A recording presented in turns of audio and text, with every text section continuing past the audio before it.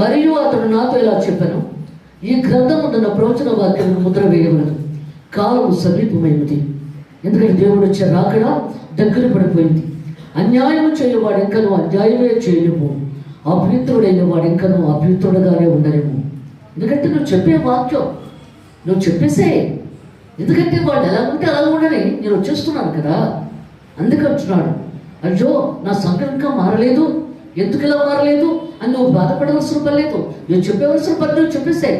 నువ్వు వాక్యం ఎలా చెప్పాలనుకుంటున్నావో అలాగే చెప్పేసాయి. అందుకంటున్నాడు, అన్యాయం చేయవాడు ఇంకనూ అన్యాయమే చేయలేము, అపవిత్రుడైన వాడు ఇంకనూ అపవిత్రుడుగానే ఉండలేము, నీతిమంతుడు ఇంకనూ నీతిమంతుడుగానే ఉండలేము, పరిశుద్ధుడు ఇంకనూ పరిశుద్ధుడుగానే ఉండలేము. ఇదిగో త్వరగా వచ్చుతున్నాను. వారి వారి క్రియలు చొప్పున ప్రతి వారికి ఇచ్చటకు నేను సిద్ధపరిచిన జీతము నా యుద్ధంలో ఉన్నది. నేనే అల్పయు మేఘయు, మోచవాడను కడపటివాడను ఆది అంతరమైన